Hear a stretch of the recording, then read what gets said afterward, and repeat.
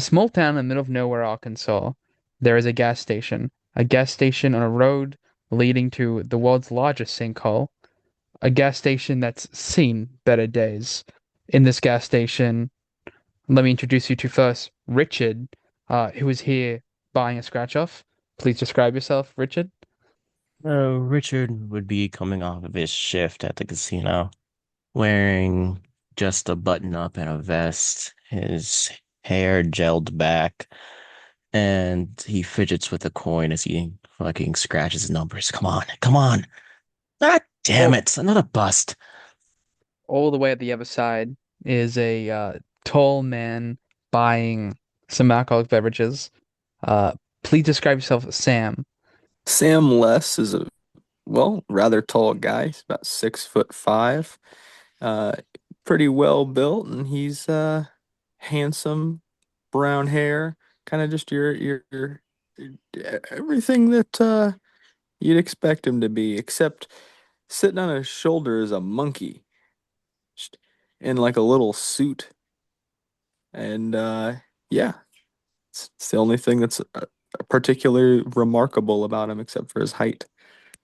Yeah, Burnbridge has its fair share of weirdos, critters, and other things. So somehow, amongst the chaos, a monkey is somewhat overlooked. At least by animal control, they got bigger problems. And to be fair, he bought a monkey. Peter, you're in the corner, waiting for your coffee to fill. If you could describe yourself, Peter. So Peter is a pretty average looking guy. He works a off boring pencil pusher office job, but he's always felt like he was meant for something greater. But yeah, he's on his break right now, getting his coffee. Behind the counter is a friend or a mutual acquaintance. You guys know that this is the one gas station in Burnbridge, unless you're leaving Burnbridge. Uh, I mean, it itself is on the edge of town, but just to the Jaws agreed, nowhere else. So you will see behind the counter Raoul. He doesn't speak English all that good, but he lets you read magazines about buying them, so that's a plus. Next to him is a jar that Jason, the grandson of the owner, has put down. There's a few coins in it. It says on it, Emily's hospital bills. Please, Richard, roll me a luck roll for that scratch off. Luck rolls for my listeners, 1d20 rolls where the player decides if they want high or low. So if they say low, they're trying to get the lowest number possible. If they say high, they're trying to get the highest number possible. So Richard or our friend Jay, what are you trying to get? Low as hell. Got 18. Low and 18? All right. This is the worst scratch off you've seen in your life. Just you didn't win a fucking thing. It's just an insult to scratch offs of all time. Present. You would crack a small smirk. It's just like turn slowly to what was his name? Raul? Yeah. Hey, come on. You mind if I get like one more scratcher? Come on. He looks at you quizzingly and then reaches his hand out for the money. Yeah, yeah. He'll rush through his pockets. There. He takes the money and pulls you another scratch off card. And he'll grab the scratcher and just look at the jar. Is that actually real or just a way for you to get some money in your pockets? He looks at you even more confused. The You jar, the tip jar. you heard? You hear? Emily? About Emily? No. In this small town, it is perplexing to Raoul that you wouldn't have heard about the accident. He looks at you, gobsmacked by the idea that you don't know what happened to Emily. Come on, what happened? What happens? The car crashed. She hasn't woken up. She's asleep. Very long time. Jason hasn't slept. Very long time. He'll slide back the scratcher, put the money in the You're jar. all right. Look at like a point of karma right there. I'll give you one momentum for the good deed. Yeah. He like a single tear rolls down his eye or something. Maybe just it waters a little bit. That's as close as this tough man will get. He puts the money in the jar. You're a good man, friend. No, that's how my parents raised me, or at least I hope I am. At this moment, Sam Les comes up to the corner. You see a man with a, is that a monkey on his shoulder? It is, and it's a monkey in a suit. A monkey in a suit. Oh, I didn't know the circus came to town. No, no, no circus in town. I just bought this monkey. It's my pet monkey. From where? Yep, $1,200. It was the most money I've ever spent on anything in my life that wasn't a car or a house. It's my pride and joy. It's like a child. I look over to Raul and just look back at him. Where did you get the monkey? That I wish I could tell you. White people, Raoul says. I honestly cannot remember. Okay. Actually, I'm pretty sure I got something around here. He'll pat his vest and take out a slightly crumpled business card. Stop by the casino. I'm pretty sure we could set you up with a gig or something. Well, unless your monkey Uh, can dance or something. he he can. He's a dancing monkey. He likes it would be a really weird genre of music to have like a monkey dance to. Funk. Okay. Sure. Yeah. Damn, that monkey's funky. My God. Oh yeah. Yeah, there you He's go. the Funky monkey. he's funky wonky. And if you convert him to a particular religion, he could be a funk monk as well. A funk monk, funky monkey. All right. Uh, the smell slowly creeps over to you both. The smell of pure grass. Walking towards the counter for his shift is Jason Ambrose. Everyone knows Jason Ambrose, at least everyone in your generation. Has a lot of parties. He used to be really popular until he got a girlfriend, and then maybe a little bit after he got a girlfriend, if rumors are right. He's tall, not as tall as Sam, scrawny, long black hair, like fluffy, a little curly, uh, but he's not looking as good as used to. I mean, for one, he's scrawny now. For two, the bags under his eyes are absolutely atrocious. He's pale. There's stubble growing. Next to him is Hector, who himself has seen better days, but is holding in there much better. He's replaced his fab in his flab with fab as he's gotten more muscular. He's put much more time into shifts at the lumber yard. He's looking more muscular, but Jason's looking like he's barely hanging on. But Jason's here for his shift. He works here almost 24/7 nowadays. Only time he isn't is when Rahul's behind the counter. What's up, guys? Jason says. Damn, you look like shit. Thanks.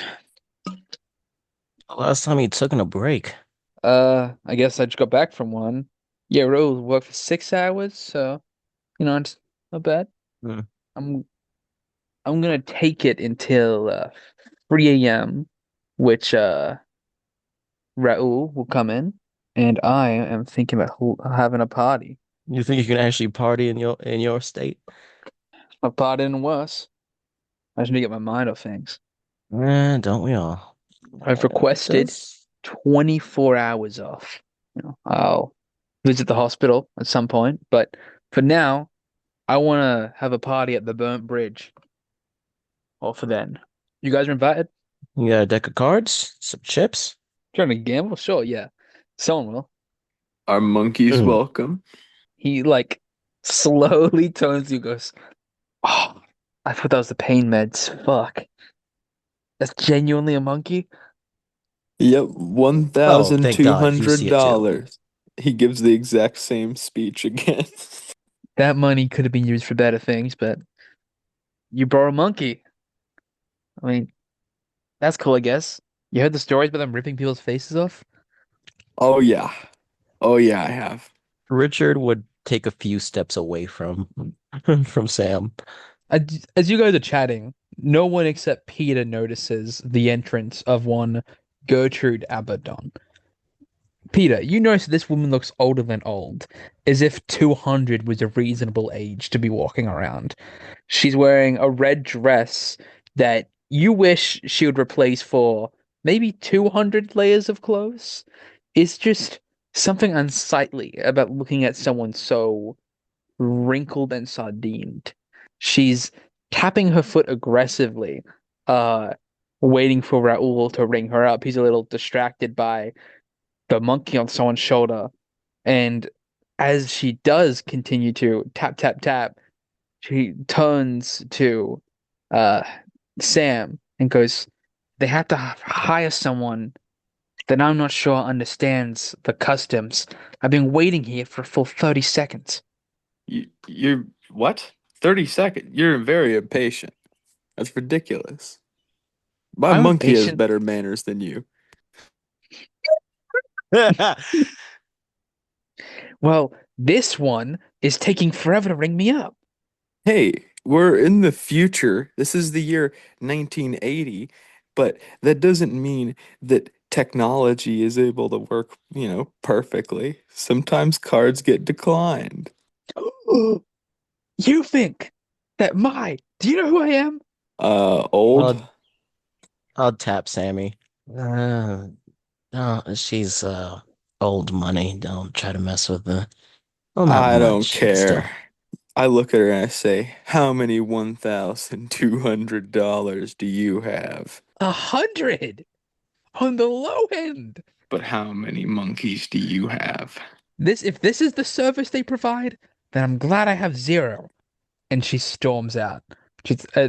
As she's on her way, she turns back. She goes, "Do you all agree with this? I just looked around. It's just like, who is she talking to? You guys, everyone." She's like appalled that Sammy would like stand up to her and that no one would say anything to be on her side. It's the whites against the browns to her. You know what? It is outrageous Finally, someone that gets it. that Raoul has to deal with an old hag like you. You feel as if she might have a heart attack and drop there, the way her face goes pale and blue. Why, you will rule the day you messed with me. I curse you. I curse your bloodlines. I curse your minds. I curse your nights and I curse your dreams. And she stomps out. He'll turn over to Sammy. What is that? The 10th time this week? I don't know. I've never met that lady before. I do kind of just stay in my house though and go to work. That's about it. Oh, shoot. Where do you work? Mining. Mining. Yeah, I don't like actually mine though.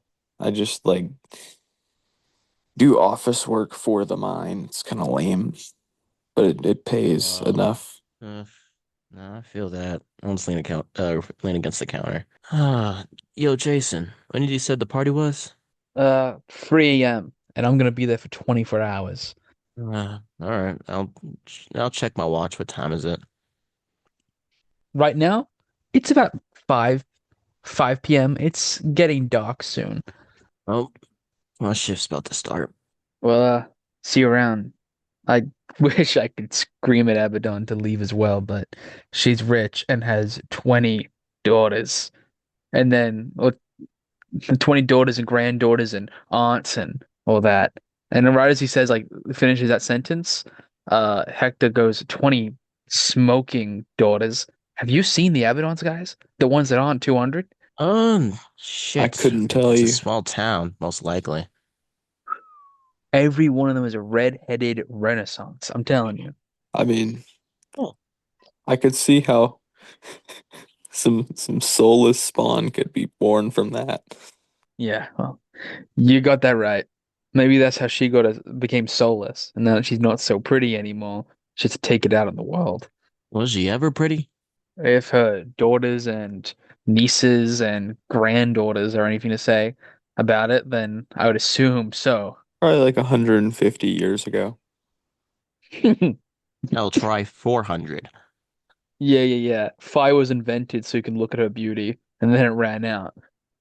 And that's when they invented the off switch for lights. Oh, good one.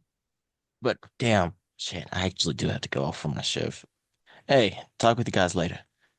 See you around, man. See ya. Hey, if you come around the casino, I can promise you at least one good win. The monkey jumps down and walks over to you, and your words of earlier of like it ripping off your face flash in your mind, and you're like, "Oh, am I gonna die?" And then it just like extends out a closed hand for a fist bump. Whatever. Hey, let's fist bump it. Good job, Bobo. And like Sam pulls out a treat and throws it to the monkey. The monkey like catches it in its mouth. So where does Sam find himself? And Peter, where does you two find yourselves after this? Arnie, Let's be honest, I think he's gonna I had a feeling that he was getting tired and judging by the fact that he didn't jump into any of the scenes, I think he fell asleep. okay, so if he does come back, we tell him that he's dead. Uh, Yeah. cool, cool. Probably gonna like walk out, start kind of walking back towards his house. Okay. He leaves the gas station, starts walking back towards his house. On the way, he might stop by the ice cream shop. Yeah, you find yourself in ice cream, the horror-themed ice cream shop. At nights such as these, at late times, they have like screenings of, like old horror movies. Yeah, I think how old the 1980s, so they're about dog shit. But it's cool. People watch movies, eat ice cream. It's a social event. I bother someone and tell them about how Bobo likes these movies. You're like, yeah, man, my monkey likes me, and then like this like poor like teenager's ignoring you for a while, right? Like, yeah, yeah, sure, sure.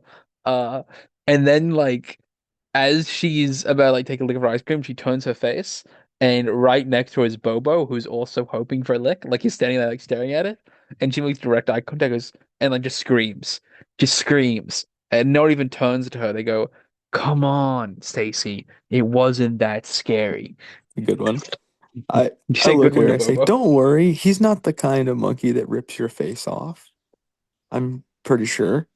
He gives a double thumbs up. Did you teach him that? No, Bobo walks down towards the fucking like ice cream bar and starts like pointing towards spooky sherbet flavor.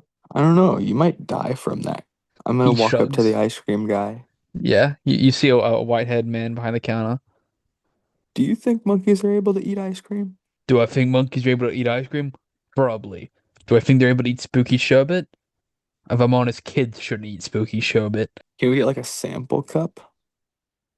Sure. He gives a sample Okay, I'm gonna. cup. All right. I walked back to Bobo and I said, "Here's your order."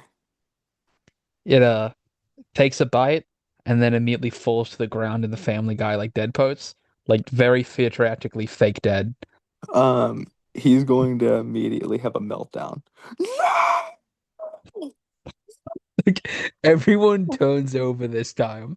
Bobo like stands up and tries to calm you with monkey actions. He like quickly wipes his eyes and he says, "Sorry, sorry guys, the movie was that scary."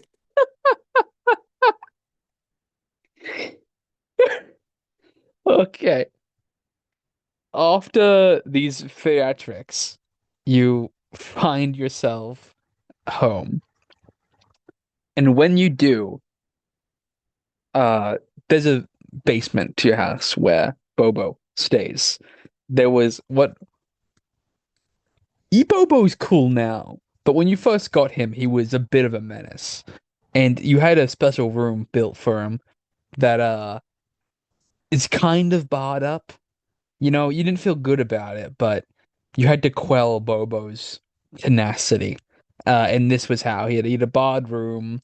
He had a bed in it and like the monkey necessities. Uh, but it's also kind of your writing room, right? It's your office converted into a Space Marine Monkey. So you find yourself sitting at the desk writing your paperwork. Bobo opens the cage door and walks into his room.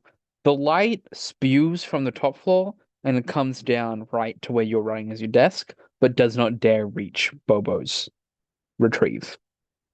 Bobo's retrieve sounds kind of cool. Uh, but something grabs your attention, which is the ink runs out, which is weird to you because the ink has been running out much more quickly at home than at work, even though it's the same pen line. Huh. Man, I must be getting some really cheap pens at home. I gotta steal some from work. I turn around, I'm like, Bobo, have you been drawing again? He pulls a silly little face, ever the jester he is. Um, well, I'll just put the pen back down. I guess I'm gonna go out again and get some pens from the local shop if it's still open. It's 5 now and might be closed. What haunts Samuel's nightmares? Um, Probably like the brutal bullying he had as a child.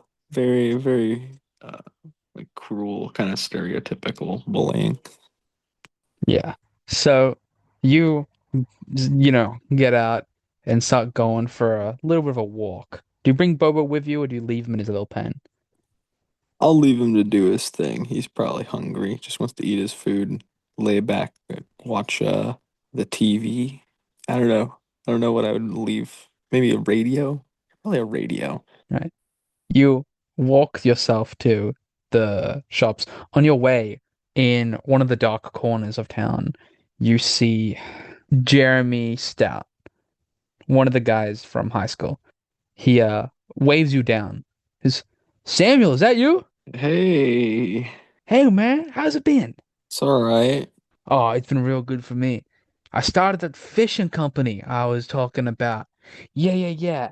It's it's been real good. I've been making a lot of money. I just bought my second house actually. Oh, dang. It's your own second house? Like you bought both of them? Yeah, yeah. I'm leasing one. Ooh, uh, that's cool, man. So how's it been with you? Well, I graduated high school and now I do office work at the mine. Oh, the mine. Yeah, that's cool. I just he puts his hand on your shoulder. I just always thought that you would have been the one to make it big, I guess. That's why I bullied you, because I was always, intimidated. But I guess had nothing to be intimidated by, or enough to be intimidated for. Yeah. Oh, I have a monkey. I bet you don't have one of those. I know. My two kids are pretty much like my monkeys. In Yeah. these, Yeah, but I bet they can't rip people's faces off. I bet they're not gonna become fucking losers like you, though. And he walks off in these like moments of just seeing him again. I mean, he was a fucking loser. You always thought that you would have done better. And in these moments that it comes true, ringing in your ear, the cruelty of life that everyone says that you'll be better than your bully, that your bully will be a janitor, but there's no actual confirmation in these moments that you come face to face with the fact that he's just doing better than you for no other reason than cruel irony. You lose one sanity. He's gonna like go to the shop, but now even more depressed. All right. We find ourselves in a casino in the back of Tom's Place. Tom's Place is a bar and it runs at the back of itself a gambling ring. So we find ourselves with Richard, who is Richard, what do you do at the casino?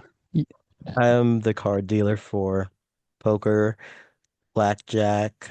Sometimes he runs the roulette wheels or runs out orders. All right. So you're throwing down cards in front of a group of happy, go-getters. Uh, they're having a good night. They're not winning anything, but they enjoy the cards. One of them looks at you when he goes, "You look kind of familiar. Do I know your parents?" Hmm. Maybe not my real ones, but the best ones there are. Oh, so you're adopted. Yeah. What, he knows the Waters family? The lights begin to flicker in the room, and for a few moments, he's covered in darkness. He goes, "How does it feel that your real parents didn't want you?" Can't really worry about that since I never met him. The light turns back on. The guy goes, "What? What do you say?" Well, he asked me about my parents. He turns to the one next to him. Did I say that? I must be drunk. I don't remember that. Yeah, this place can get some pretty stuffy sometimes. How about another Yeah. round of cards, everybody? How about? And you begin dealing the cards out once more. The time comes when dawn approaches. I guess dawn has already approached, but when the true night approaches, your shift ends and you're tired. You could go to Jason's party, but even if you were to, you would much prefer to get a few winks of sleep, a nap, perhaps. He'll loosen his tie and start walking his way down to the farm. You loosen your tie and begin walking back home. You couldn't help it. You always try to fight it off, but you always end up at some point giving in. Some guy left his wallet at the counter. You gave it back to him, but you took $10 out of it. You never know why you do it. Even when you're good on money, you just can't help. The voices in the back of your head start, drilling into you that you're at some kind of freak, some kind of monster. It's like you can literally hear someone in your head calling you like born wrong, your brain's melted. There's something wrong with you. And these voices, they've always been in your head. There's always been you saying it to you, but just today, you can't ring it out. Like tinnitus, I believe that the ringing is just all encompassing. You lose free thoughts. Hey. Hey, Who's there? roll me a perception. Aye, aye, Captain. All right, please, Darius, edit Perception out the word plus what's retard. that? Oh, Uh, damn it. Wits or wisdom, depending. Let's say wisdom. Doesn't matter which one, because I have a 3 in both.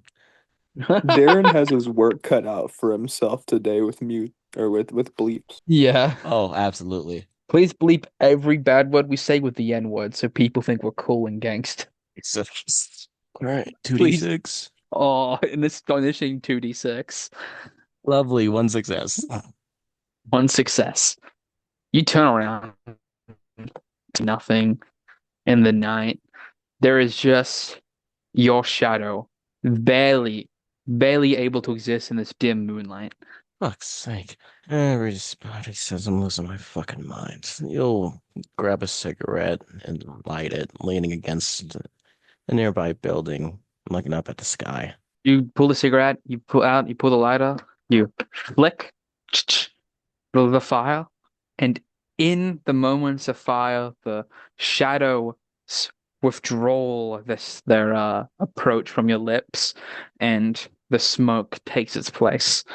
In those moments, you actually gain back 1 sanity, because that isn't a thing the cigarette item does, but only temporarily. Hi, Captain. Did you say I lost sanity previously? Yeah, you lost 3 sanity from the thoughts drilling into your brain. Understood. Leaves me at 17 momentarily. Samuel, you approach your own home, returning from the store. When you do, you notice that the mailbox is open. The mailbox? Okay. Mailbox. I'm gonna open it. I'm gonna open the mailbox. Or sorry, You it's open already it. open. Yeah. Well, I thought you were assuming it was a jar. Yeah, you peer in. I peer look in. inside. Yes. Yeah, you peer in to see absolutely nothing, right? Has someone stolen your mail? But you also can't think what mail you would have gotten. Has someone stolen your fucking junk mail? That is illogical. Someone just opened it. Some kid. Some kid. Right. Maybe Bobo did it. Maybe Bobo took in the mail and forgot to close it. I closed the mailbox. Bobo. You have seen him take in the mail many times. In fact, you rarely do it nowadays. It's always Bobo. He's a useful guy. Yeah, Come man. back. He also takes in the paper, the newspaper, and he carries that in every time. He unwraps it, gets it ready. Yeah. It's always really He nice. likes He even creases the pages. It's very convenient. he likes to draw as well. You come back. You walk down the steps to get back to writing. When you do, Bobo is staring at you. Roll me a perception. Okay. God, it's gonna take a second. Darius, please edit out this pause. Do do do and edit out that do. So I rolled 3d6. I got 6, 4, and 2. That's 2 successes, I assume, because the difficulty's normal, which is 4. Yep. Right, Morgan? Yep. Yes. Okay. So 2 successes, and then do I add wits or wisdom? Wait. It Yes. happened very fast. +5. What? Or no, +5. Sorry. 5 because it's a +3. So Okay, okay. I was like, Jake, do you know how to play Wanderers? Okay. Yes. So you notice that when you were walking down the steps, Bobo threw himself on the ground to sit down, meaning he's hiding something. what are you hiding, Bobo? He shrugs as you approach. He stands up and grabs a letter and begins tearing it. I like try to pull the letter from him. That's a long distance to close. Do you want to roll me an agility athletics? Yes, I rolled 2d6. I got a 6 and a 4, 2 successes, and then I have +1 from agility. So three So free? successes total. Yes. Closing such a wide distance, you barely manage to snatch what is remaining from him. But the last bits of the letter seem to be from your pen pal uh to my dearest Trevor. Or to my dearest Trent, sorry. Sam, fuck, to my dearest Sam. Uh, You Weird. don't have a pen pal. I don't have a pen pal. What is this, Bobo? Were prisoners trying to get me to marry them again? He nods. All right, I believe you. My uncle's ex-prisoner wife that he met through prison mail came yesterday. I didn't Oh yeah, I expect her to look remember sane. the one that murdered people but showed you a funny, or you saw the video you were watching at Thanksgiving That was and thought it the was my other funny. uncle's ex-murderer wife that he met through prison. This just happened twice. Oh, okay. Sorry, But sorry guys. This little lore bit you learn. so you stand above Bobo with this ominous letter. But, you know, what can you do? You feel more unnerved than you would normally at this realization, right? At this letter.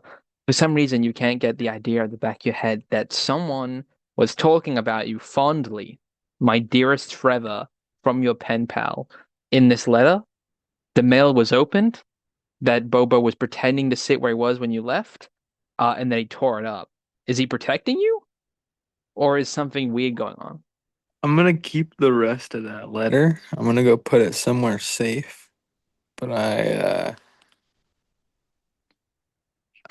trust him for now. But I feel like there's something more interesting going on.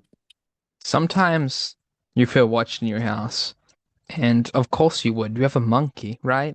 You always have a friend in your house. Of course you feel like it's watching you, even if its eyes feel a little too intelligent sometimes.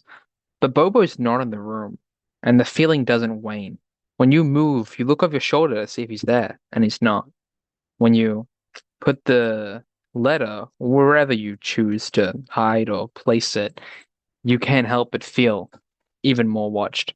You turn around, you go to leave, you turn the light off, and then you get this feeling to turn around. You hear it in your mind. And when you do, the letter is in full again. Say that again, the letters on what? In full again, untouched, untorn, unravished. Weird. Where? Where is it at? Exactly where you put it. All right, I'm gonna pick it up and read it. You walk back through the darkness and you pick the letter up. It's hard to read in such a shower environment. But yeah, you read, I got your letter well, my friend. It's glad to see such a educated man. It's glad to see that such an educated man from such a foreign place would be willing to send letters so far away. My English isn't the greatest, but I'm glad that you took the time to, you know, befriend me. And I just wanted to say that I got your gifts and the I'll be sending some back to you shortly. Is that roommate still bothering you, treating you like an idiot? From your dearest friend, to Sam. So odd. Man, this must be a really complex Nigerian prince scam. The letter, like the parts that didn't exist prior, fade away when you walk out of the room into the light. So I'm back to holding just the bottom of the page. Back to hold on just on the page. Oh my God. I'm not even like Trevor. I don't do any drugs. I'm the sober brother. Man, he must have like left a tab of acid on the table or something. I just picked it up and soaked it through my pores and my body. It's probably how it works. Yeah, I'm just tripping balls, man. I'll have to You tell do Trevor about it tomorrow. you do begin to feel paranoid that Trevor's drugged you. I mean, of course, it was an accident, right? He's always been jealous of you. He always has. Maybe he's jealous of your fancy office job. These words echo and rewind in your mind. And then as you turn to the office again, you see peering around the corner is Bobo's eyes. When he catches you making eye contact with him, he ducks back behind the wall. I assume he wants to play a game, so I'm gonna run up there and try to like catch him. You run into the doorway. You see him in the darkness, and you run after him. You reach to like tip him and tag him, but instead, the second your hand meets the fur, you get sent back to football, right? You get sent back to reaching for the ball and getting knocked on your ass. It's high school. You're playing football. It's PE. You didn't want to do it, and the other guys think it's hilarious. You're such a big dude, Sam. Why do you suck so much? I'm just clumsy. Fuck you. Oh, fuck me, huh? Huh? Fuck you. You just repeated what I said. How's that a response? He I kicks you on imagine the he gets leg. punched. Yeah, he, yeah, exactly. he kicks you on the leg, and then a whistle is heard and goes, Jeremy, off. Off the fucking field. What? I mean, he start off the fucking field. The teacher looks down at you. He goes, you're a kid. Yeah, I'm good. Am I still on the list? What? Am I still on the list? The one you put all the zookeepers on as well? Oh, no. No. He helps you No. up.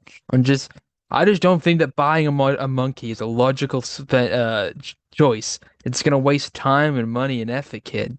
It's the only thing I've ever wanted. But you could go far in this world. You're a smart kid, I can tell. You could get out of Burnbridge. But my family's here. They don't want to go anywhere else. Why would I leave? I mean, Trevor, do you want to end up like him? Trevor's all right. He's just got some problems. He's working through them. He's going to rehab. Is That's it what the he said third last time? time. Well, he escaped the last two times, like before like 2 days, and then this time he said that he made it at least a week. Oh, So yeah. like it's progress. I did hear at church that he's been there for 9 days this time. Exactly. He's growing. Or they just locked the added bars to his room this time. That probably still wouldn't stop him. He'd very crafty. He walks away, and in this moment, you just feel this like shame of a family member that you love. Like you have to come up with excuses or like as if you're like defending him in ways that he would never defend himself. And you once again feel the slipping of true sanity from your mind as you just get really paranoid about everything that's going on. You feel shame on yourself for like fearing that Trevor might have drugged you. You feel anxious the monkey's watching you. You feel shame that you think that Bobo, your best friend, would do anything to you. It's you're confused and anxious. He shakes his head and he's like, "Why does it have to be like this? I shouldn't have to run defense. I just want to be able to be proud of him." Shake your head, say you're running the fence, and then again, as you stand in the darkness, you get a premonition, but this one isn't of yourself. This is of Trevor at rehab. And one of his friends goes, your little brother. Uh, Trevor goes, what about him? Goes, he bought a monkey. Yeah? Don't you think that's a little crazy? No? I mean, he can do what he wants. He's a grown-ass man. Yeah, but he's buying a monkey. I mean, he's wasting time and effort and that. Wasn't he going to go far? And now he works the mines. You see Trevor working in defense of you, your drug addicted and fuck up brother, having to be defense for you. And once again, there's like this stab in your gut. Yeah, well, another reason I can't ever leave. The only people who will defend me are here. And he kind of like slumps and starts walking towards the basement, head full of bad thoughts. All right. The light wanes outside. The Seems the bulb has run out, and you're just cloaked in darkness. We'll cut back to our good friend Richard if Jay is ready. Aye, aye. Daily, darkly dreaming Richard finds himself in rubble. Across from him is a many silhouetted man. The words echo, and he feels a connection to this thing that you would feel to your brother or your father, except it's not human. It's a silhouette. Well, it's 100 silhouettes, but you don't notice that until it moves, and they lag. The only light in here is a red illumination from below, and it's words that echo in your head but are never spoken, invite chaos.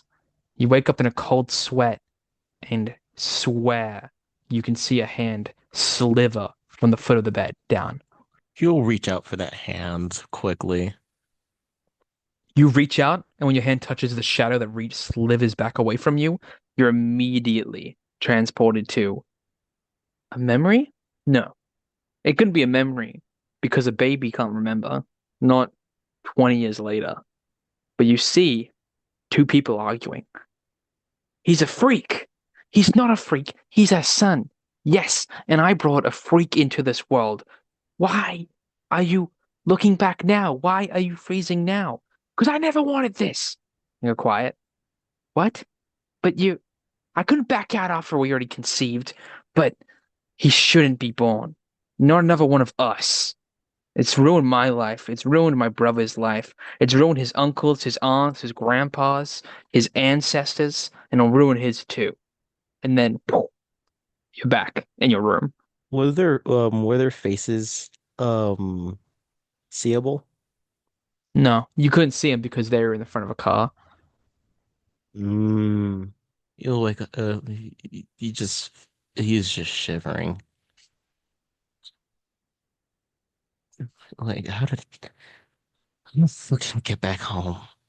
You'd get up and look out the window and go searching for his watch. It's like, what fucking time is it? You look out the window and see a familiar body of the man that you saw in that dream, gesturing for you to approach. You Is um he would run downstairs, grabbing the old hatchet for wood cutting, and walk out cautiously. This is private property. Oh, but don't you miss your family? What the hell are you on about? Richard. That's your name, isn't it? He would turn on the porch light. You flick the porch light, and whatever was there disappears, but you hear a slight chuckle. You got you got spunk, kid. See you around. One of my cigs were laced.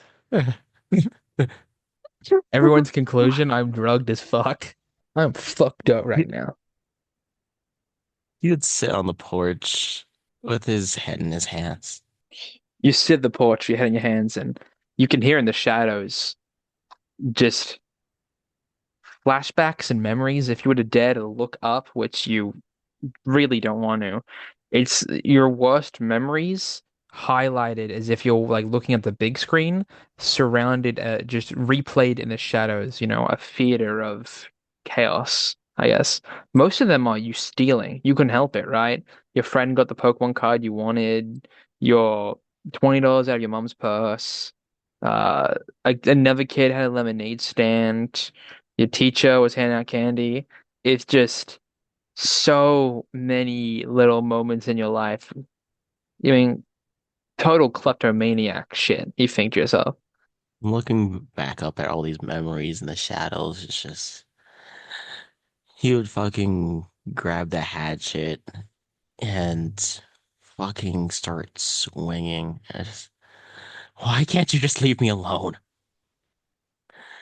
First swing goes wide. Second swing, no, like there's nothing to hit. Third swing, Your hands go a little bit in the darkness, and then like it looks as if hands clasp around yours, and you get brought to a particularly vile moment of a kid with a broken leg. He's fallen off a tree. You see in his hand, the reason he fell is because he was playing with his new action figure, uh, playing like a pilot from this TV show you love. Warrior something, Fun to something. You can't remember at the top of your head, but he's so distraught about his broken leg that when he begins crawling towards you, it's, hey man, help me up, man. He drops his plane. I want you to roll me a wisdom save. Aye, aye, Captain. 3 successes. And I'm gonna pocket that momentum. What do you get in the wisdom save? 3 successes. All right. In the memory, you walk past him and pick up the plane. He screams at you to help him, at first kindly and desperately, and then swearing at you and demanding. You don't hear his words as you walk into the darkness. Well, you hear them, but you don't. It doesn't mean anything to you. You know, as Richard Waters, that didn't happen. You fought off the urge to take the plane. You helped them, and you came back. You took the plane, like the action figure. You went home with it. You played with it for a day, and the next day you came to his house and gave it to him back. This thing is lying to you. Helped me, you bastard.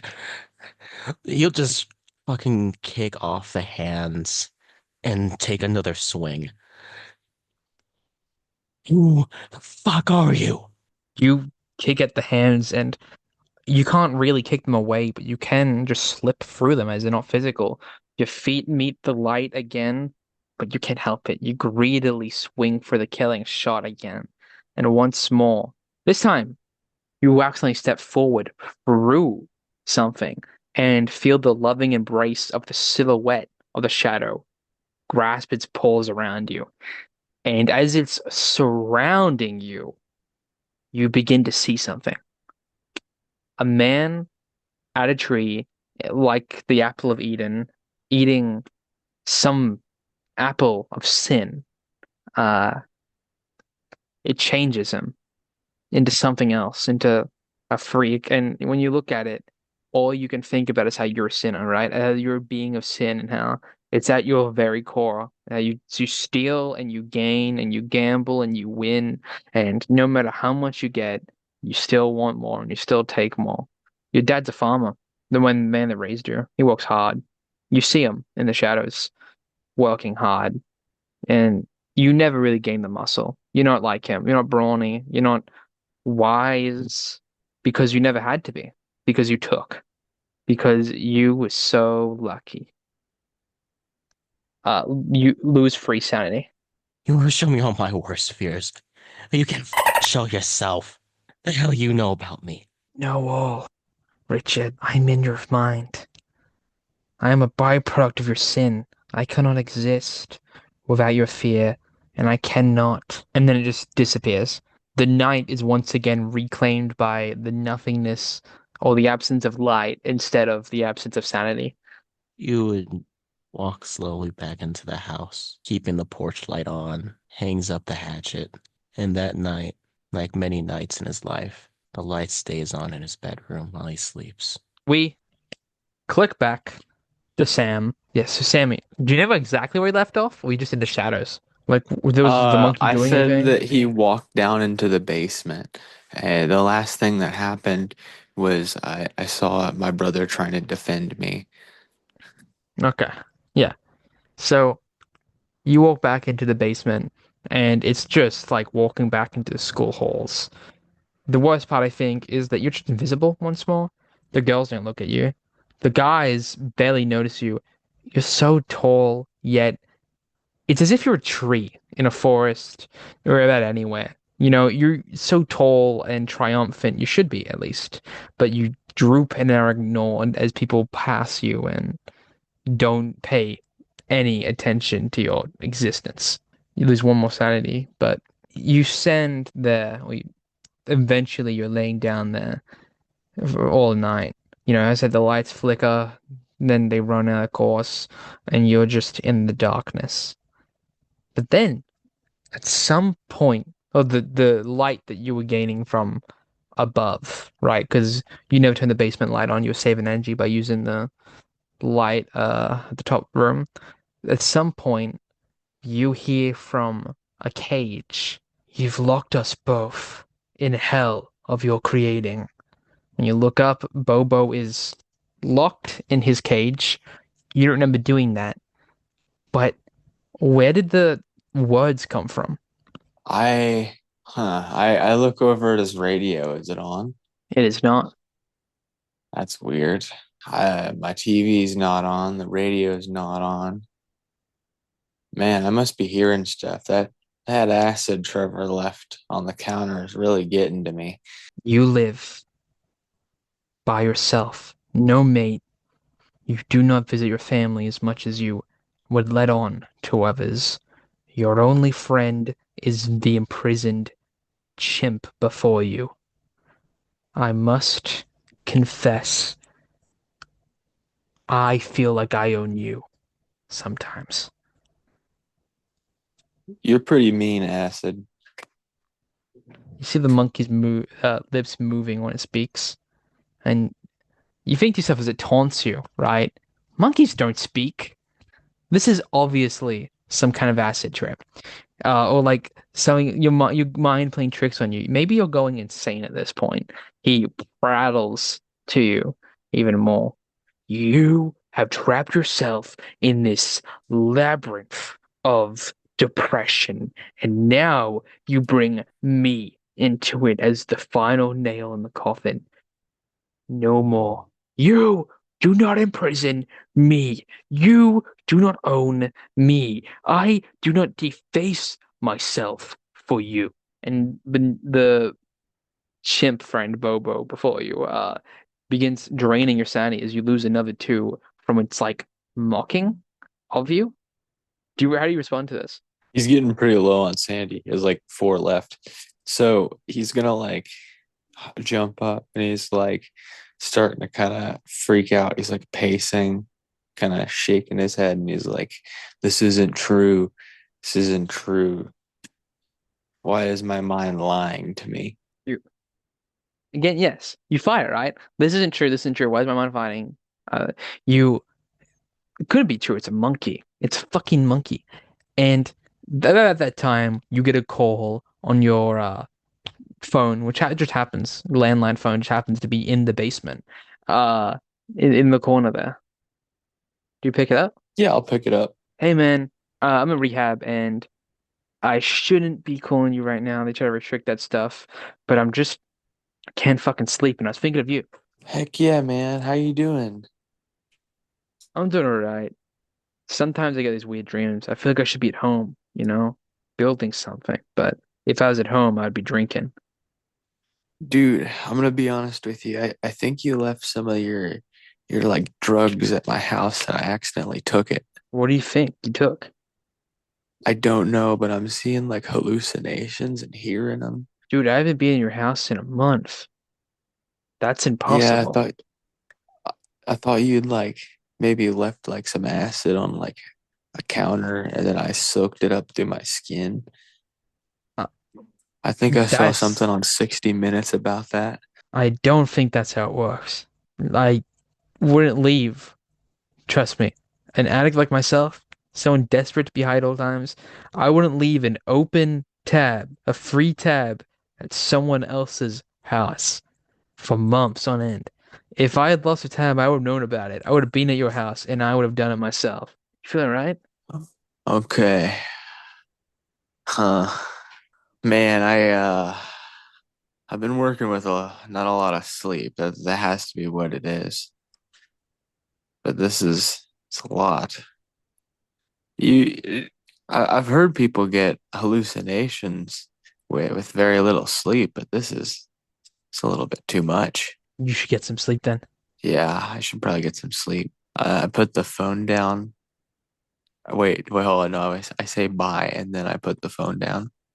Bye, love you. All right.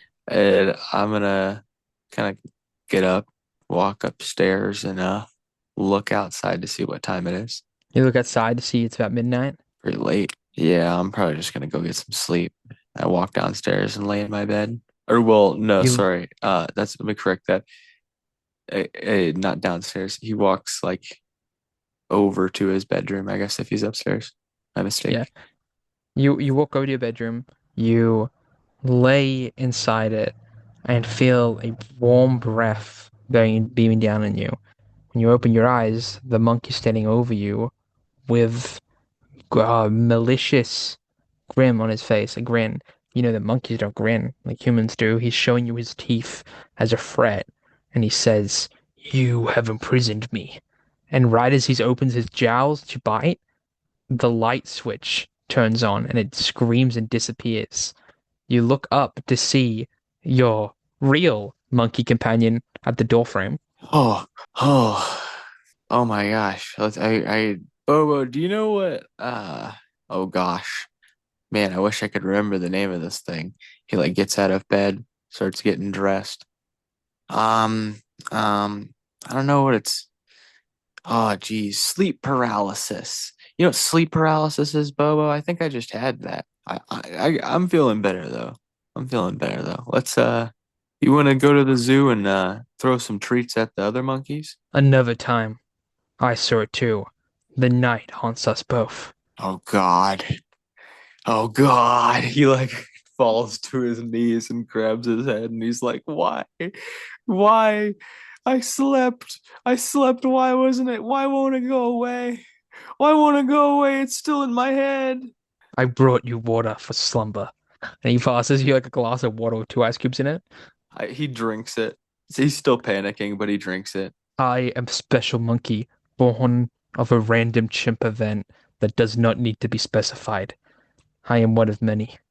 No special monkeys, but animals that communicate. We do not have time for this discussion. The night comes for you, and it comes for me. I suspect that witch did not bear false promises. You can speak, monkey? I am special monkey. Okay. Oh, you know, I'm just gonna go with it because I feel like I'm going insane, but I'm gonna dig deeper. All right, so what do we do, Bobo? He shrugs. I don't know, I'm just a monkey. I would seek Okay, allies. I have to find somebody who understands. When's that party gonna happen, Morgan? You look at your clock and you see that you have about like it started an hour ago. And Jason said he's gonna be there for like 24 hours. Okay, let's go to the party. We must seek allies in the party. I head Right. that way. You hurry to the car. Do you grab a flashlight? Do you walk through the shadows to your car? Yeah, he just walks through the shadows. He does As you not grasp the function of the supernatural. Yeah, he would not understand what he's supposed to do. Yeah, a man who doesn't know is not of what a shark is not afraid to swim in the water. You are Man, swimming through Australians shadow have right some now. funny story or funny phrases. Yeah, hardy hard ha. So you take the leap of foolishness and ignorance into the shadows as you plunge off the porch onto the pavement. When you do, you see Trevor like getting out of his car and walking towards you. Trevor, like I run up to him and like hug him. No, you fool! Uh, your skin meets shadow and silhouette and nothingness and coldness as it touches, and you realize that this is in fact not Trevor. The death grasp brings you back to your parents fighting, and it always came back to Trevor. You see him calling him an idiot, saying that like the both parents trying to blame the other one for why he's like this. Well, if you weren't a whore, well, if you actually spent time on your son instead of your job, and me instead of your job, maybe I wouldn't be a whore, and he wouldn't be a fucking idiot. You can't help but feel bad from these moments. But what makes you feel even worse is that he's so delayed in his grades and you're not. But you're the youngest one, and you feel like, I don't know, you can see it that he's always compared to you, that he's jealous of you, that he compares himself to you. You feel as if you were Trevor's downfall in this moment. He just like slumps and tries to cover his ears. He doesn't want to hear it, but there's nothing he can do to not hear it. The chimpanzee tries to pull you, the wrestling towards the top. Fool! Waken! Waken! You are being deceived! Whoa. He like shakes his head and he's like, "You're right. You're right. This is more lies.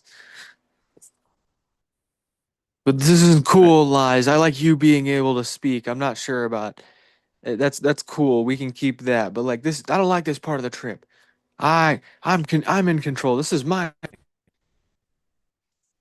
You lost one sanity from the argument, but you managed to be dragged in your car where the BB whatever monkey turns the light on as we approach the burnt bridge. nice three sanity. Hmm? Yeah, slowly, genuinely reaching insanity. I want you to role play like paranoia. I guess reckless denying is a good one though. Reckless refusing. Like none of this is real, none of this is real. Walks through the shadows and stuff like that. So you arrive at the burnt bridge and see the party actually kind of popping off. So many lights you can see this from space. The burnt bridge is the remains of in 1950 when a bridge was attempted to be created to go over this world's largest sinkhole after it apparently stabilized. But instead of a bridge being built across this sinkhole, a fire broke out and destroyed the bridge. So now there's only remains of the starting from both sides, a platform that you could walk on and be completely safe, and you can see the other edge in Pittsburgh, Arkansas on the other side, but you can't actually do anything anywhere near crossing. How's the party going? He's kind of popping off. There's a lot of girls, a few guys. Jason, you're used to kind of flirting with women, or when he started dating Emily, hanging out with her. But in his current state, he's just sitting down, destroying drinks. You usually see like Hector around, but it's just Jason by himself. Some girl's trying to flirt with him, but yeah, you don't think he even acknowledges that girl's existence right now. I'm gonna walk over there and try to get his attention. See if he see if I can at least get like a hello out of him. So like, I was thinking that you should show me your cabin sometime. Yeah, maybe.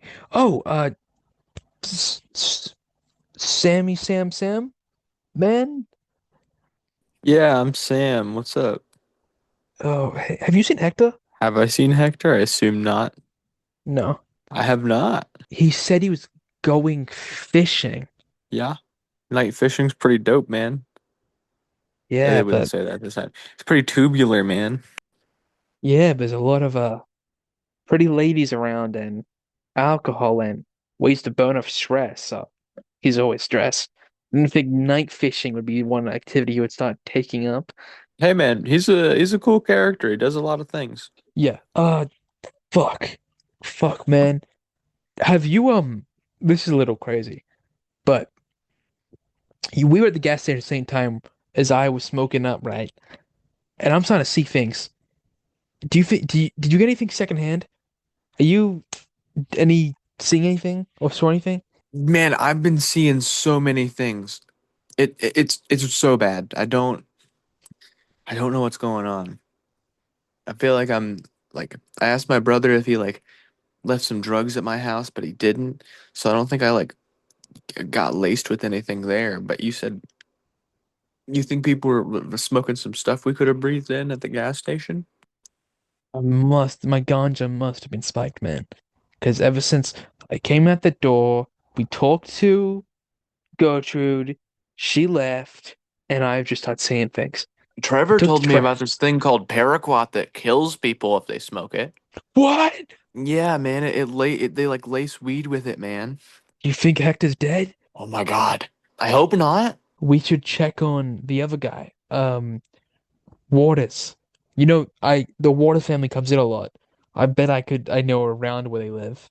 If we could find him, maybe he could help us find Hector, because I don't know any of the fishing fucking spots, dude. I'll try my best, but I don't know a lot of them either. We might have to go find somebody else who, is more of into that kind of thing. Waters is a farmer, he might. And Raul, I don't know what Raul likes. We don't speak much. The only person I know who likes fishing is my I'm gonna grandparent. I'm gonna like kind of look around the party and try to find somebody who sticks out to me as maybe kind of more woodsy person. I don't know. Two two people you notice: Kathy Rose, Jeremy Stout. Jeremy Stout, your high school bully, said he had a fishing company. Kathy Rose is a girl that you knew would rock up at school already have experienced hours of day. You know what I mean? Like she woke up early, did fishing.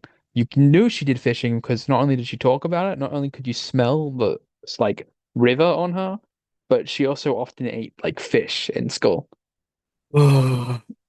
Oh, like Sam's eyes fill with twinkles and hearts, and he's like, her, she, we should get her, but you gotta talk to her.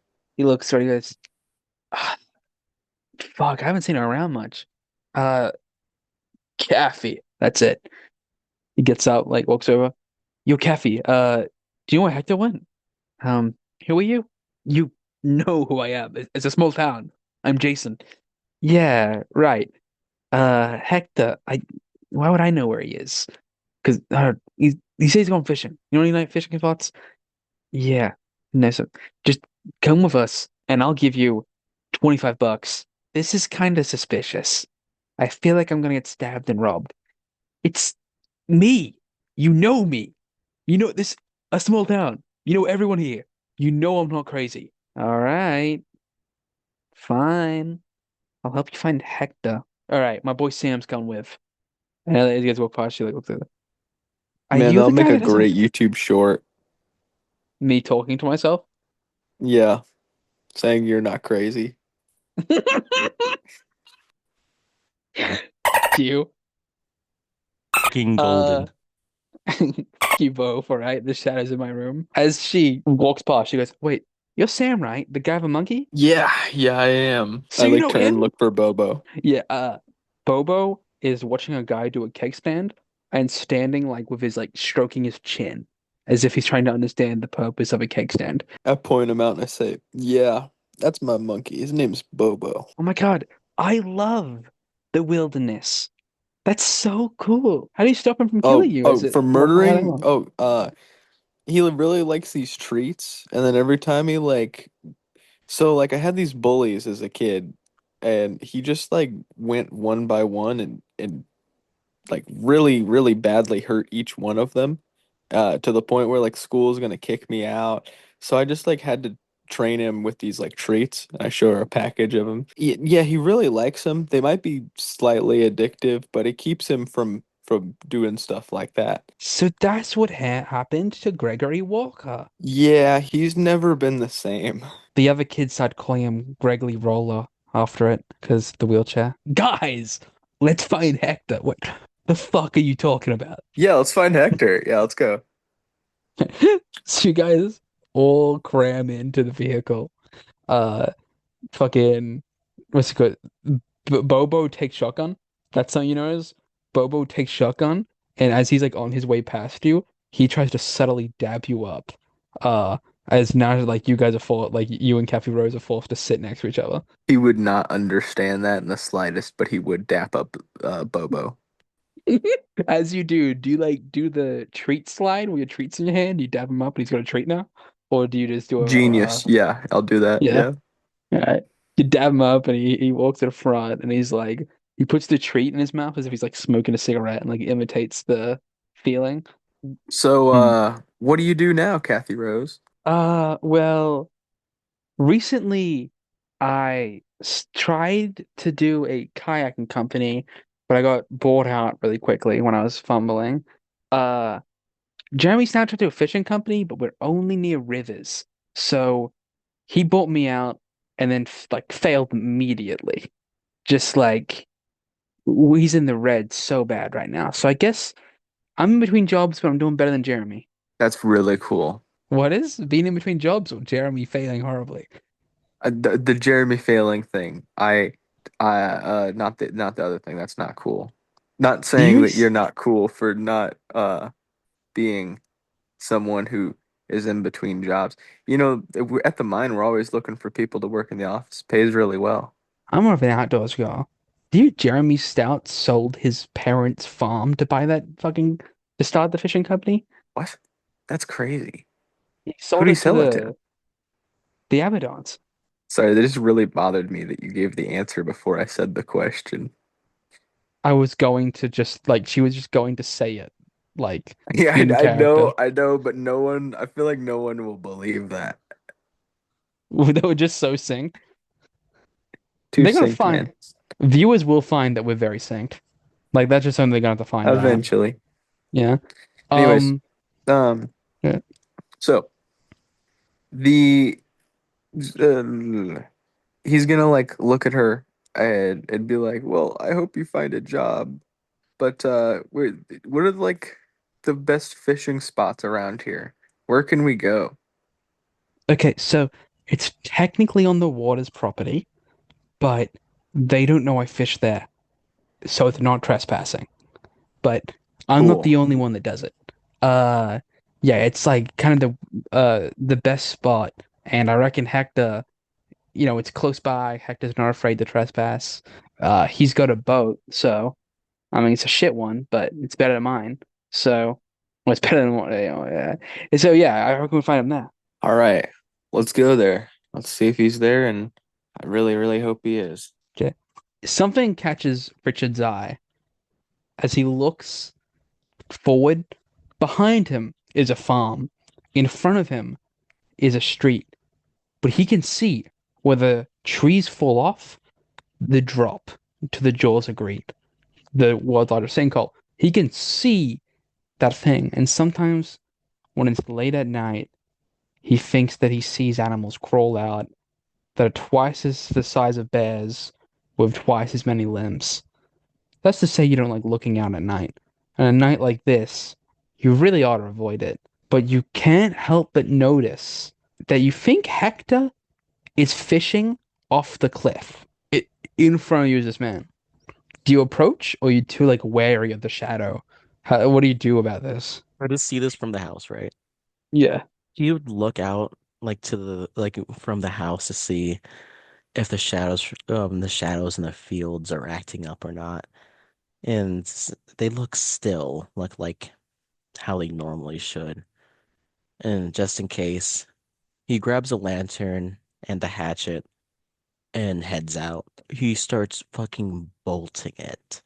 It's just like, hey, hey.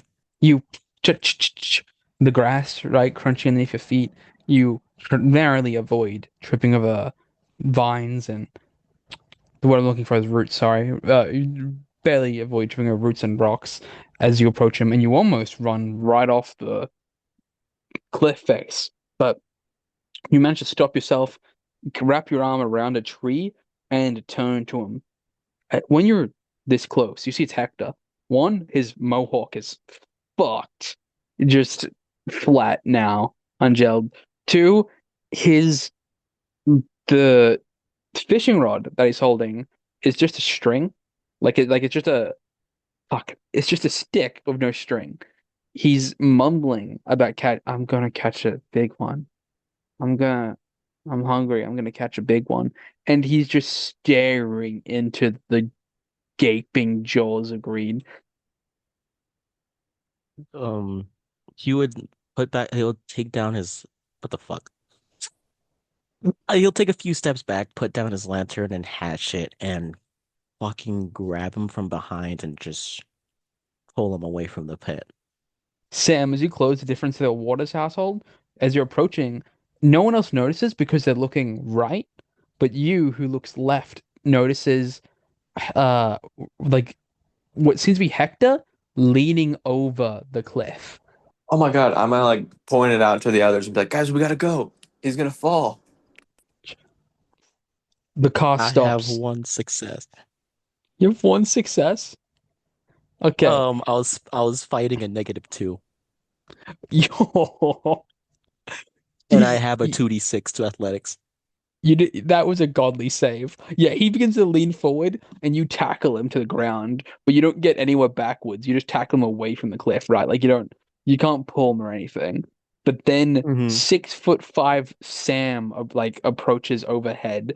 You guys are barely saved by the illumination of the lamp, and the car headlights paint a direction, a walkway of light for you to approach the car. I just What's your fucking brawn? smack Hector's cheek. My brawn? Okay. No, I was gonna ask Sam to see if he could help you lift him. Okay, Hmm. yeah. Give You me a second. I have to look. Actually, can you look in our DMs? It'd probably be faster. so hands go underneath limbs and attempt to pull Hector. Uh, the person, ironically, the person who does the most to lifting rather than dragging, Hector is Kathy Rose, which Richard Waters, if you went to school during the same time that Sam Less did, then you know Kathy Rose is an athletic, like Fisher farmer, like kind of girl. So yeah, you guys, oh, she grew up in farm. You guys drag him out of the brush and throw him in the car, and Jason like, what the fuck happened to him? I don't know. I was at the farm. He'd start to He's sweat a little man, bit. he's I been had him. smoking some paraquat, just like the rest of us, man.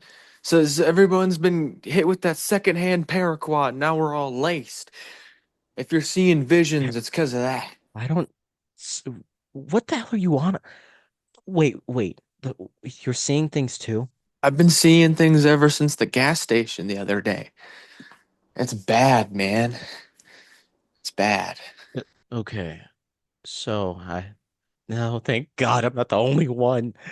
Oh, you're just leaning into the fucking car seat. Oh, thank God. Well, actually, wait. I'll look over to Kathy. It was like, are you seeing things too? I wasn't laced. I just was coming along because Jason said he'd pay me to help him find Hector. You look over to Hector. Does he still look like out of it? Yeah, Actually, that's a very good That's oh, thank you guys for coming. But I'd like snap my fingers in front of Hector. his eyes are just faded. He doesn't seem to be coming to. I don't think a normal secondhand smoke could do this. I don't know I've what else seen could. I've seen drugs being passed around the table back at the casino, but Jesus. He looks like he's comatose. Darkly dreaming Hector, huh? Just like Emily. Don't If say this that, man. isn't Don't say that. Emily hasn't woken up, but Hector will wake up very soon. He's knocked out, man. if this isn't a drug, then what is it? My monkey Okay. said it was the night. I look over to him as your monkey. Yeah, Bobo. Yeesh, your visions must have been way worse than mine. The monkey stands on the car. It appears the cat is out of the bag. I'd look over to Sam. You're hearing that too, right? You guys hear like a chime from Cafe Rose? I heard that. Why did I hear that? Because my monkey can Well, speak. so that means that definitely means whatever we're going through is not drug related. Your monkey said it was the night, right? What'd you say, Bobo? The night is haunting us? The night attacks. And what does that mean, Bobo? When cloaked in shadow, the shadows come for us. When cloaked in shadow, it's the middle of the night. Everything's shadow. Exactly. The night attacks. He starts like scratching his chin, clearly getting panicked. Cafe Rose is like, guys, why can I hear him speak?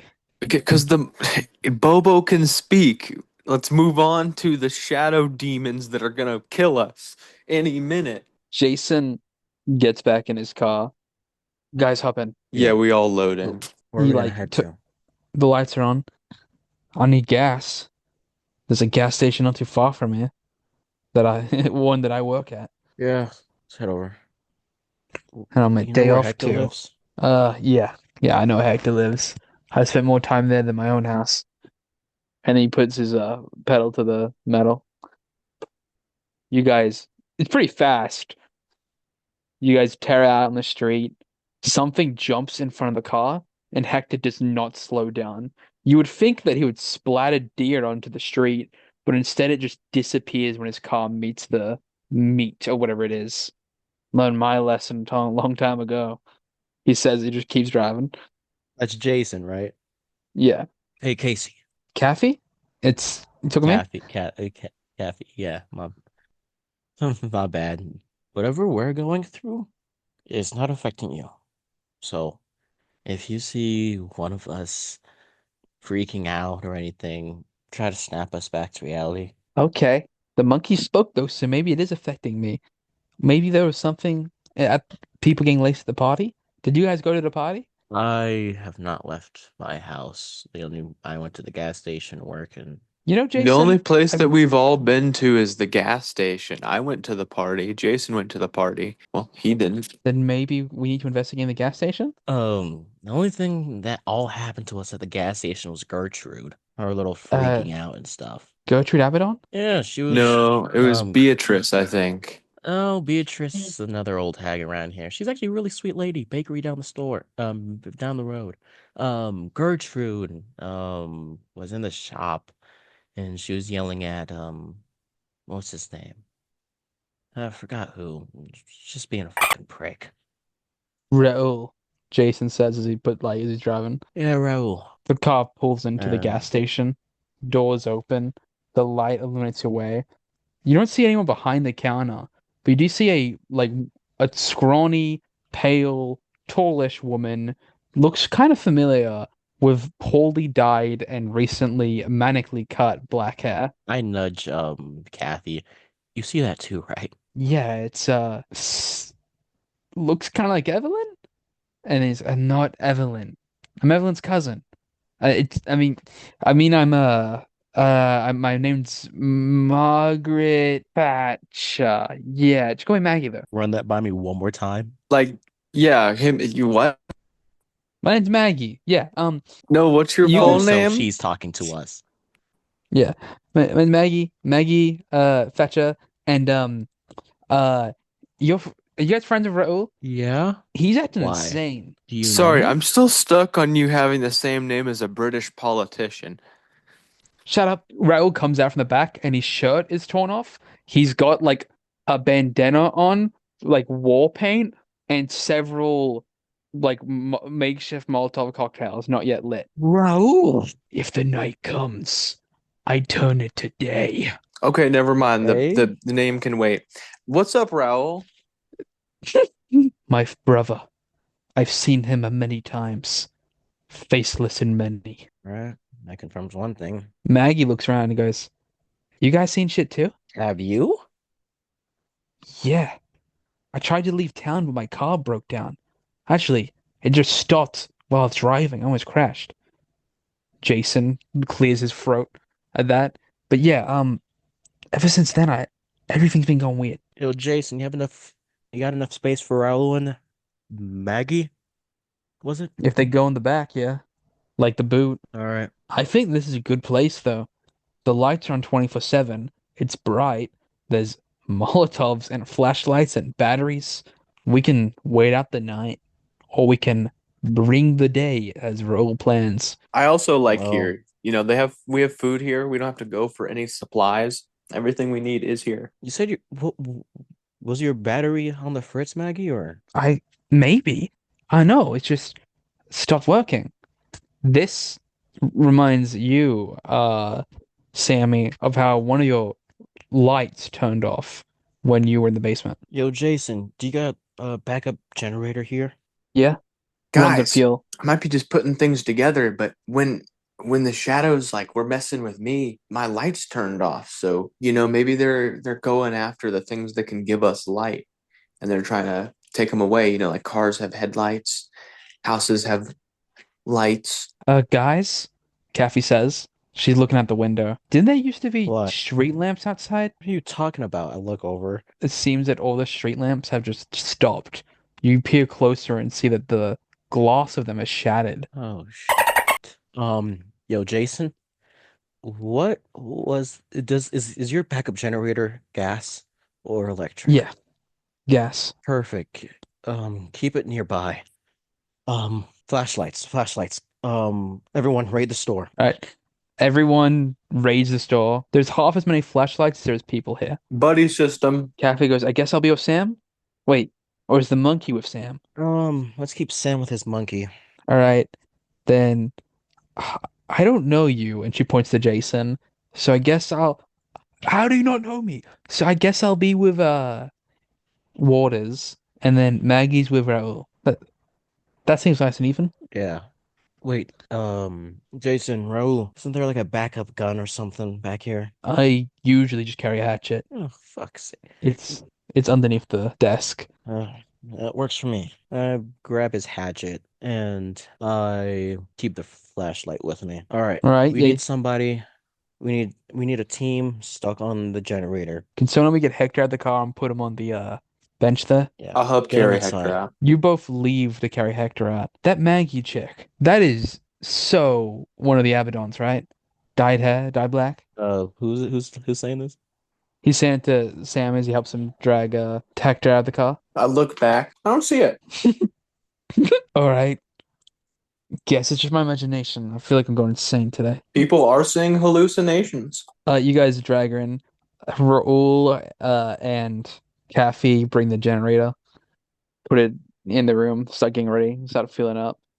As they're filling it up and Hector's putting the bench, the lights go out. Hurry up! Flashlights on. The flashlights flick on. Everyone bisects the darkness and begin, slicing through it to find something.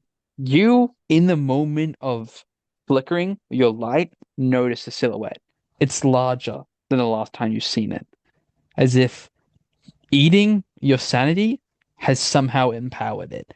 It's no longer a human silhouette, but something worse, something scrawny and bony, but yet extending across the walls.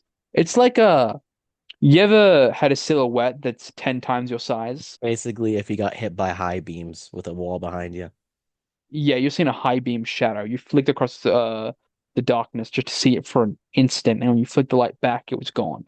But it's bigger. There's something in here with us. Jesus fuck, Jason says. Kathy and Jason begin attempting to get the generator up, like filling with gas and stuff.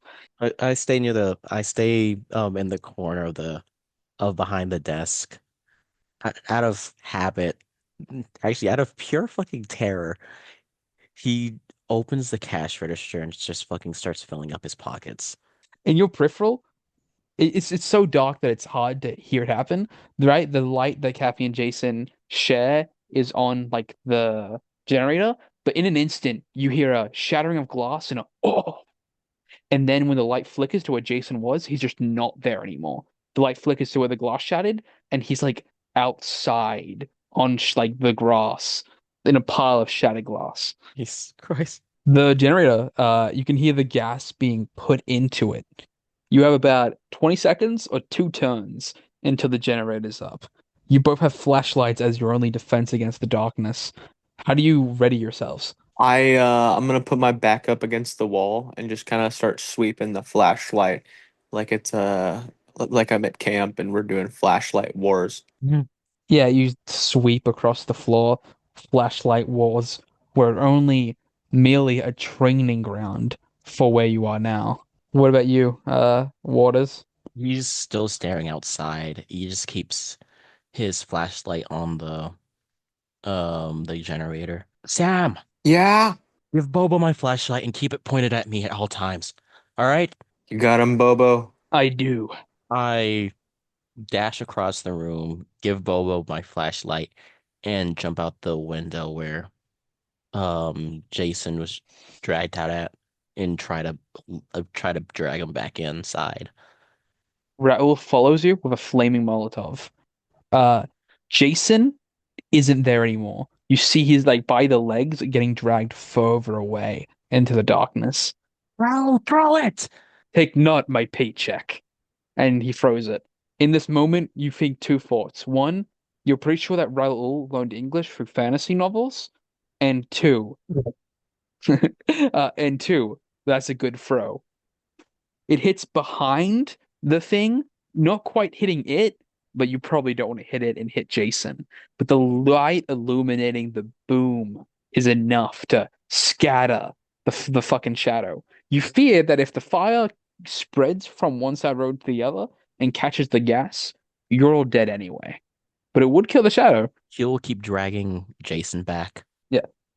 It's weird in these moments. When you see the shadow contrast the flames and the explosion, you notice that it's not quite a man's silhouette, but instead a vague recreation of what the shadow thinks a man's silhouette is. Its joints don't bend the right way, it's impossibly scrawny. There's almost bones that also kind of look like they would belong more as metal rings, but it dissipates in that instant anyway, and you grab Jason and slide him across the road. He's beaten and bruised, and you already had a hard time carrying Hector. But Jason is malnourished, so it's a little easier. And Raul assists you. And Raul is actually a muscular man.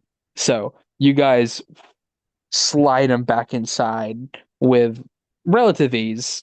Well, relative ease for Raul. As he's fucking thrown but onto the counter next to Hector. Then you notice the light is no longer on you when you turn around. Bobo is being Darth Vader choked. Sam! Sam? Bobo! He's gonna like be filled with rage. He's gonna raise his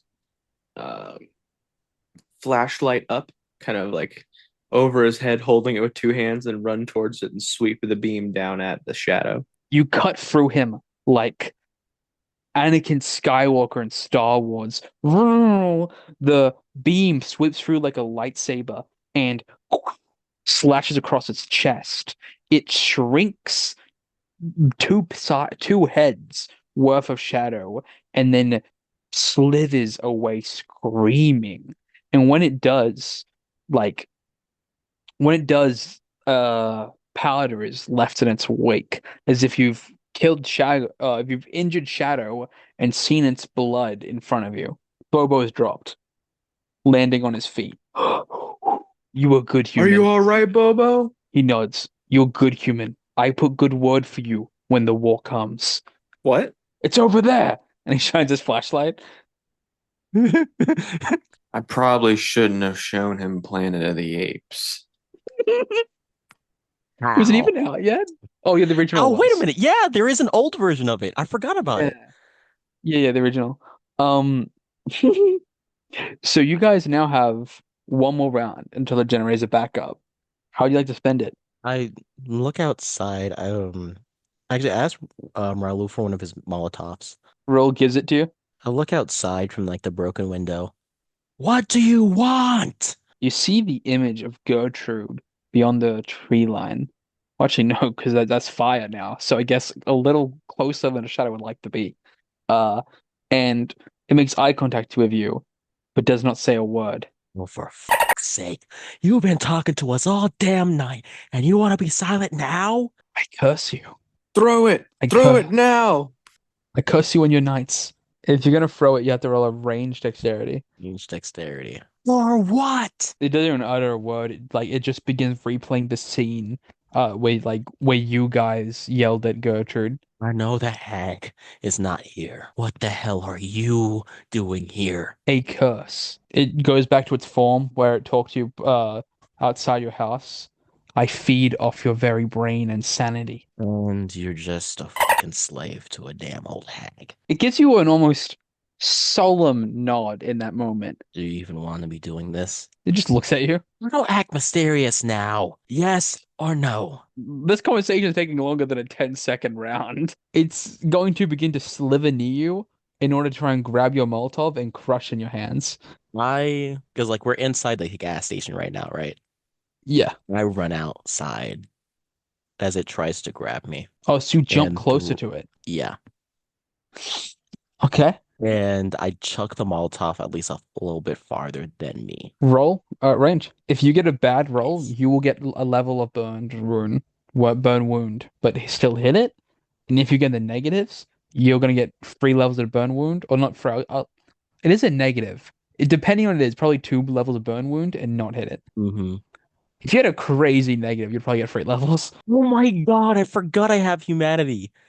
Oh man, that shit sucks. Reminder kids at home. Make sure you keep track of what's on your sheet. Human vitality, or is there never a thing? Oh, trading sanity. Human vitality. Oh yeah, okay.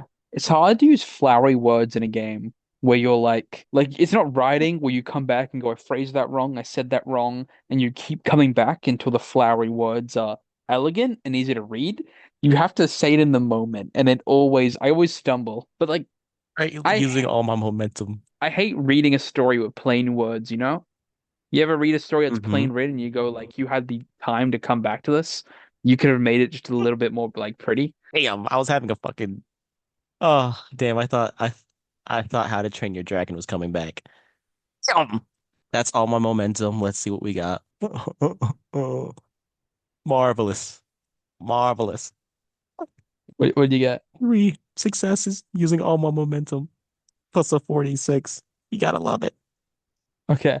With your three successes, you managed to hit the shadow square, just in its like where it in its tracks. You do come closer, but the fire does not touch you. It gets close.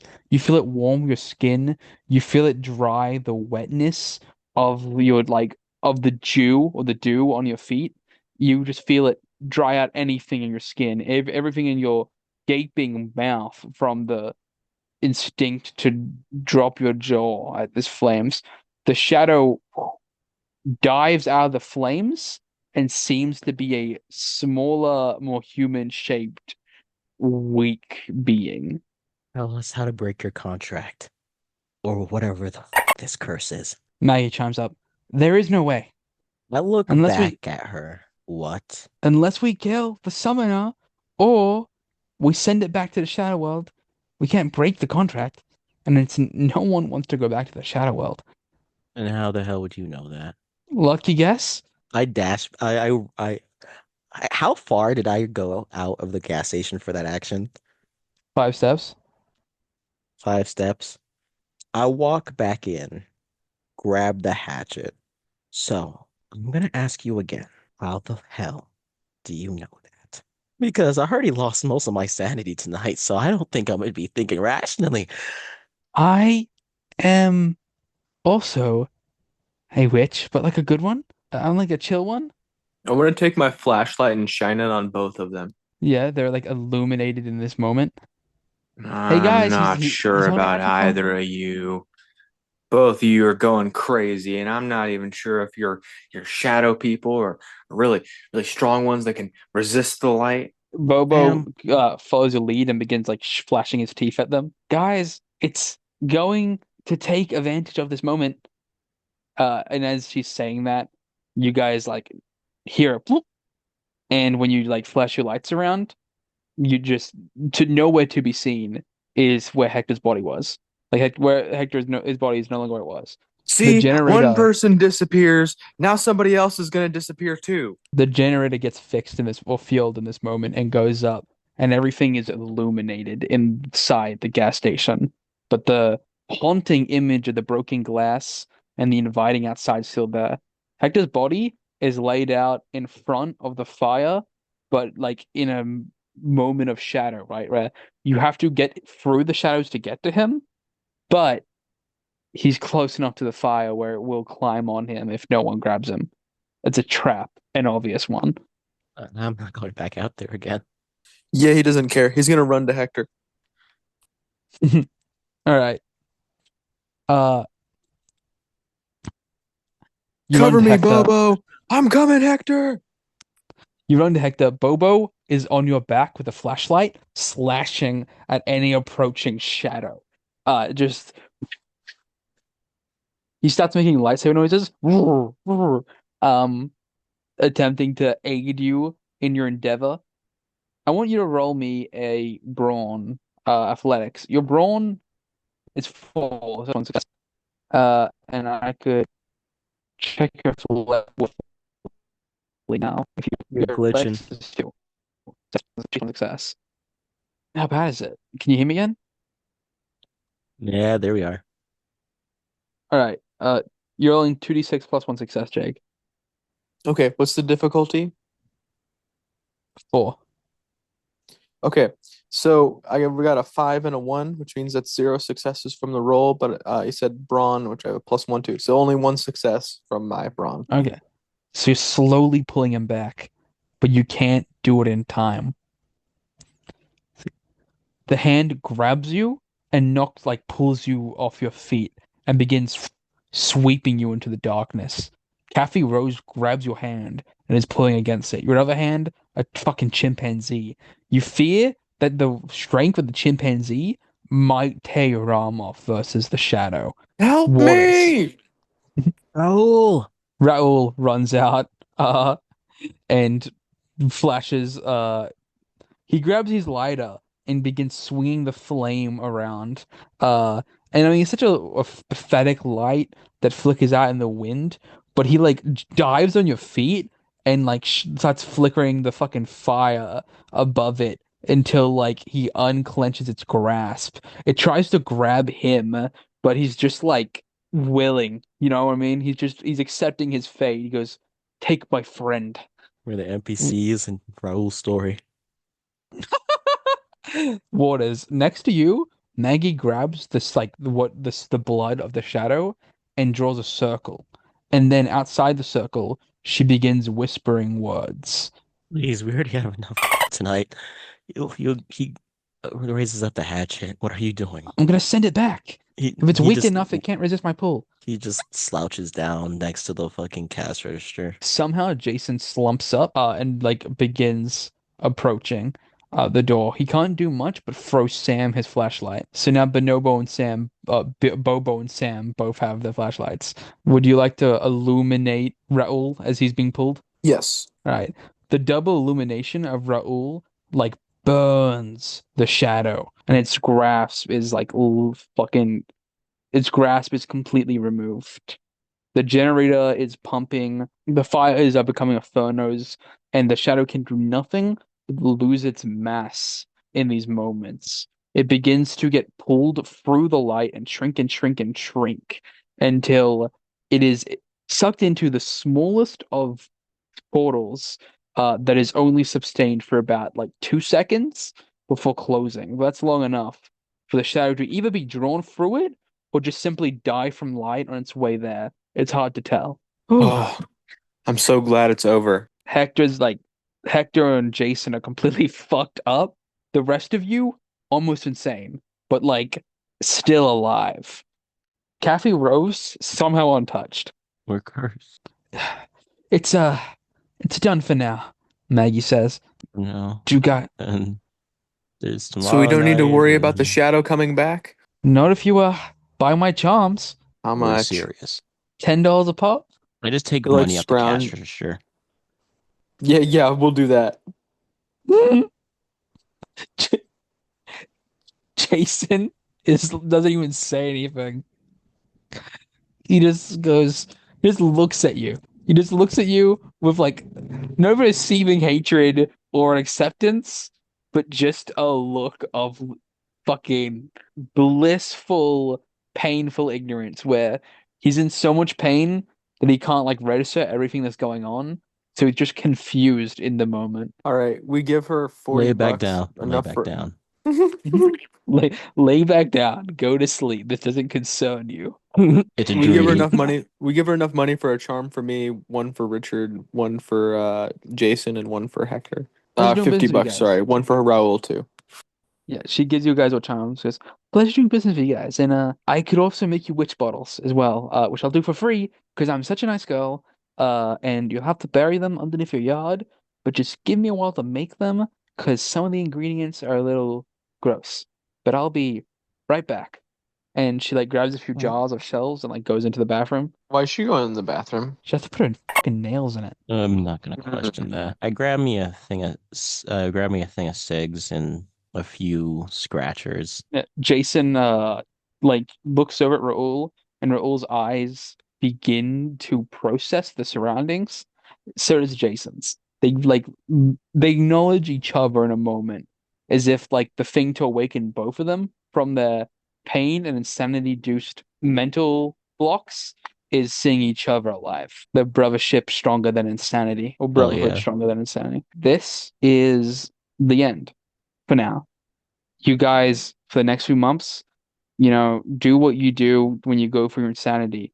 You smoke waters. You smoke and you drink and you find a support group for kleptomaniacs, even though some of the memories of you stealing, you start to believe weren't yours. As you go through your memories and you talk to people and you apologize to people that you never stole from, you realize that a lot of memories have been imprinted in you that you'll never know were imprinted, right? Because you'll never be in the situation to ask someone if you stole from them, or the people wouldn't have known if you stole from them either all. So you have to accept the fact that these memories, some of them, ones that you'll never realize are in fact false. Sammy, you have to reconcile the fact that your monkey is alive and speaks and is intelligent and sentient. Uh, it begins letting you in on its letters that it writes. It has 5 pen pals across the world, one in China, 2 in Spain, and 2 in Europe. Ah, my favorite country, Europe. I said across the world, but fair, I suppose. Countries and then Europe. Your new roommate is a little insane, but you've met more insane. Sometimes you wonder if he's speaking to you or if it's a byproduct of the night. As the time goes on, he speaks to you less and less, and you begin to fear that as you go insane, you won't be able to hear its voice. And I think that's where we'll end off, unless you guys have anything else you want to do or say. No, that's it. How much XP do we get? 20. Gotcha, Wahoo! boss. Wait, without the doubling of summer? I fucking hate Or summer. with? 40, I guess. You Hell could just make it 10 yes. and say it gets doubled. But that would be 15 and cheap. double. We'll do 15 doubles, so it's 30. That's a pretty good Okay. number, but it's not insane.